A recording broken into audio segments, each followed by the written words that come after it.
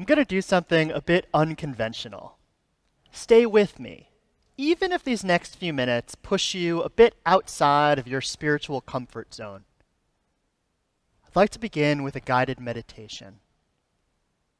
So I'll invite you to sit comfortably in your seat. If you can, plant both feet firmly on the ground in front of you. Imagine your spine lengthening as you sit up tall as your body will allow. And close your eyes. Let's take a couple deep cleansing breaths together. In through your nose and out through your mouth. And again, in through your nose and out through your mouth.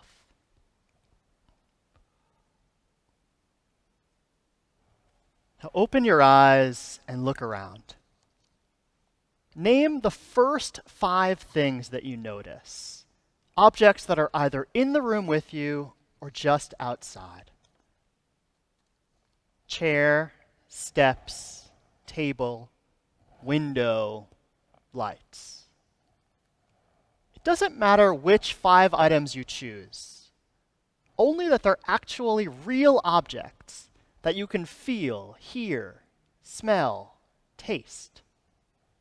Therapists call this a grounding exercise. Any number of activities meant to bring oneself into contact with the here and now. Particularly useful in life's most chaotic moments. These grounding rituals are meant to quiet our minds, bring us back into the present, and better prepared to do the next right thing. These past 6 months have been more chaotic than any of us have ever experienced. I know from my own experience and conversations with many of you, this pandemic has felt like a rupture of sorts, challenging each of us physically, emotionally, and spiritually. The world looks different. As one modern theologian puts it in language common to the High Holy Days, here we suddenly see our vulnerability. We've been coasting along for more than half a century with unprecedented affluence, unprecedented freedom, unprecedented optimism, and all of a sudden, we're facing the fragility and vulnerability of the human situation. This is no surprise to any of us. We're all living it. Over the course of these past 6 months, there are very few aspects of our lives untouched by COVID-19. For many of us, the tumult the coronavirus has caused not only impacts our daily routines, but our spiritual lives too. As therapist Lori Gottlieb explains in her widely shared New York Times article, the terms of this chaos and the sense of loss are familiar. Gottlieb writes, "Right now, in addition to the tragic losses of life and health and jobs, are the losses experienced by people of all ages. Missed graduations and proms, canceled sports seasons and performances, postponed weddings, vacations, separation from family and friends when we need them most. We've also lost the predictability that we've taken for granted during our lives. That there will be eggs and toilet paper on supermarket shelves. That we can safely touch a doorknob with our bare hands. That we can get a haircut or our teeth cleaned. Or spend a Saturday afternoon at the movies. Pretty much everything has felt up for grabs at some point. And along the way, we have found things to hold on to, grounding us amidst the chaos. It may be getting up in the morning and keeping a routine even when we had no place to go. For some, it's learning, expanding our minds through books and online classes, regular FaceTime with family and friends, loved ones who live near and far, or preparing delicious meals and baking, So much baking. Think about it. What's given you a sense of security in these turbulent times? Reflect on it.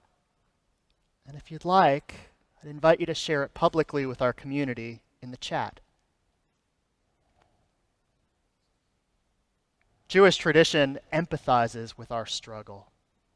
Psalm 27 gives us perhaps the best articulation of the many emotions and their depths that so many of us are experiencing.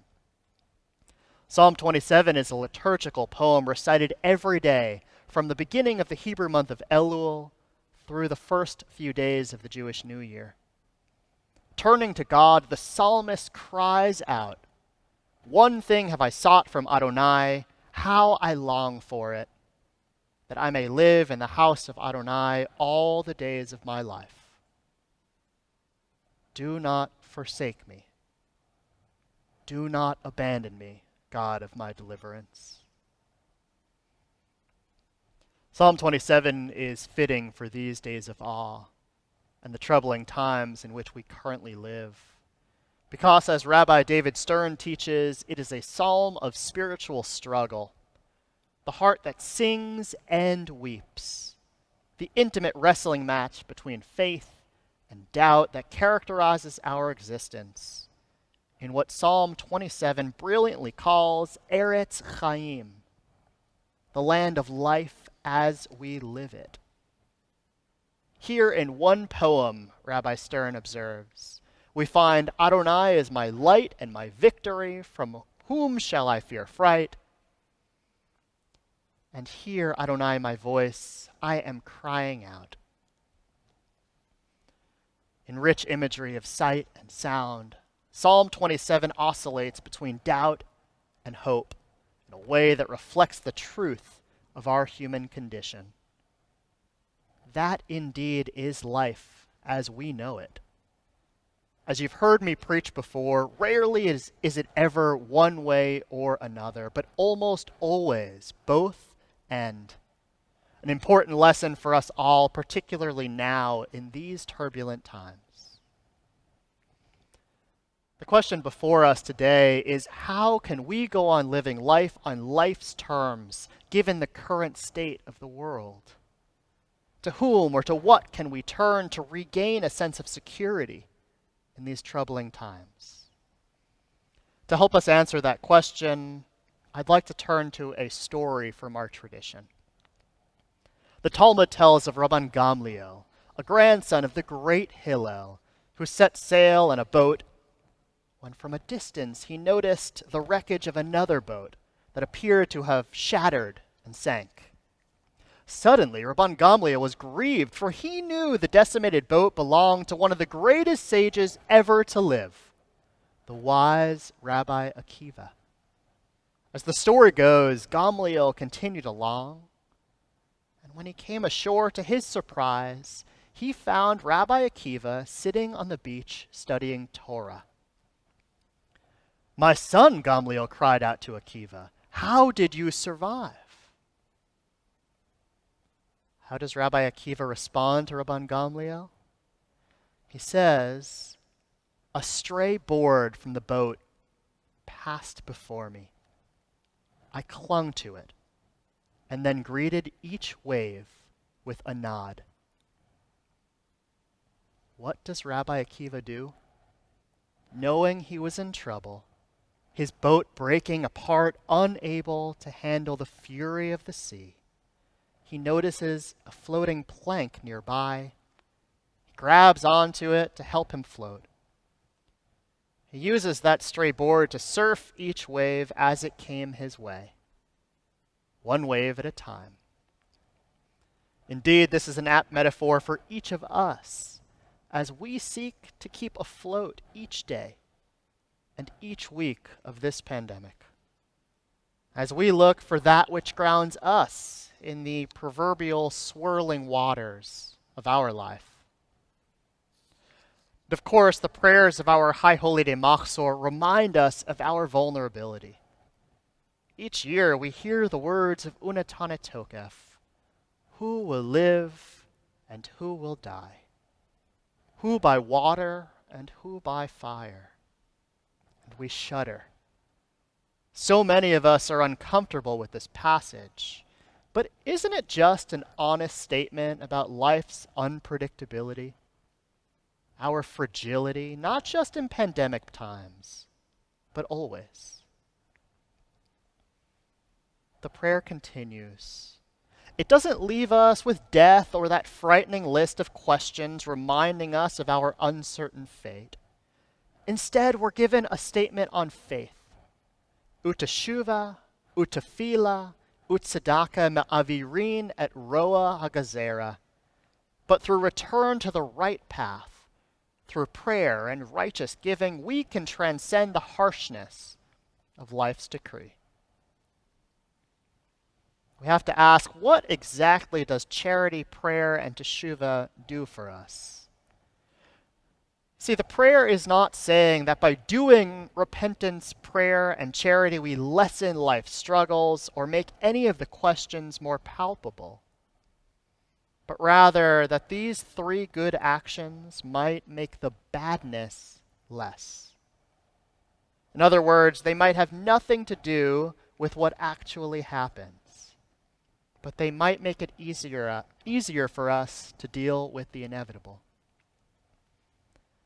As my teacher, Rabbi Aaron Pankin of blessed memory, reflects, our actions may not change the ultimate outcome one iota, but they alter our attitude, bolster our ability to withstand the challenges, help us handle unavoidable misfortunes better, and see life's value amid the chaos and dismay.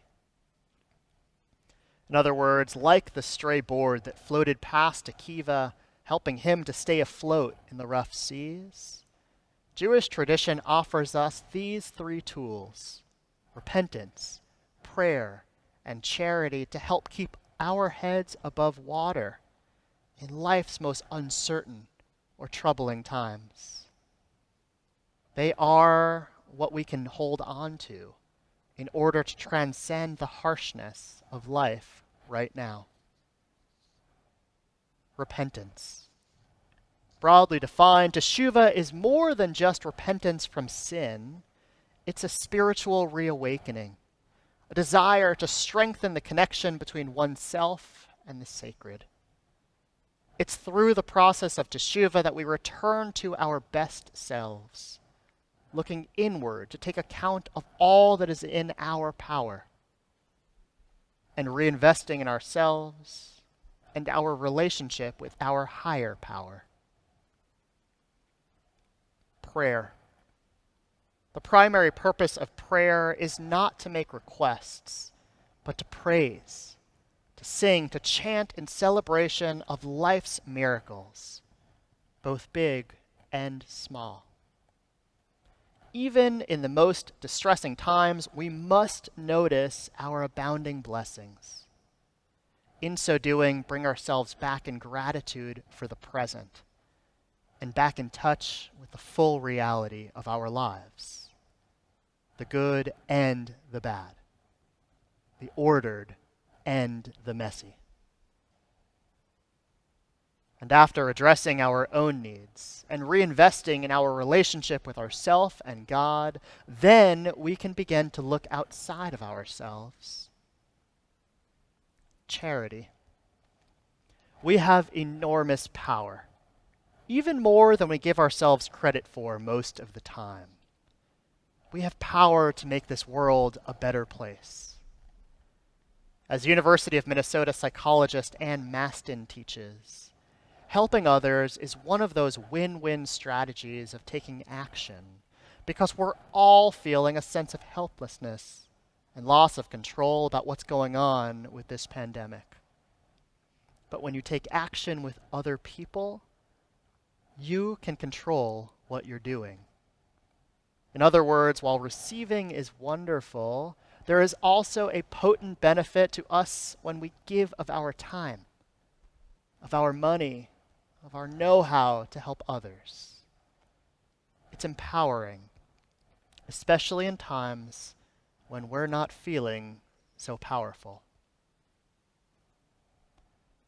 So let's read the final words of Unatane Tokev once again, this time differently. Utashuva, utafila, utsadaka, me'avirin et roa hagazera. Through return to the right path, through prayer and righteous giving, we can transcend the harshness of life's decree. Repentance, prayer, and charity, a grounding exercise for each of us in these days of awe, directing our minds inward to take account of who we are in the present moment, as well as outward, to better see our relationships with the divine and the power we have to better our world. In so doing, help us transcend the chaos all around, bringing us back into the present, better prepared for what awaits us in this new year.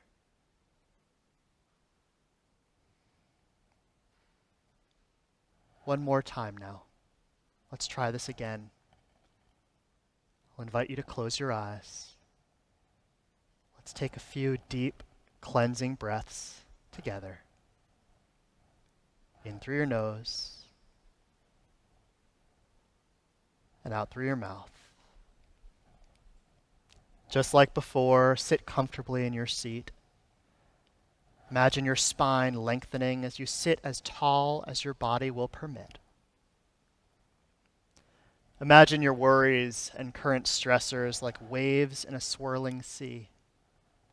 A constant tide, one wave after another. Some days more ferocious than others. Some days it takes everything in our power just to keep our heads above water. A challenge just to remain afloat. You notice a stray board floating past. Look at it. What is that board? Perhaps a better question is, who are the people in your world who help to keep you afloat? A stray board floats past you and you cling on to it. Holding on tight, you are able now to nod at each wave with renewed strength and confidence. Dry ground is not too far away.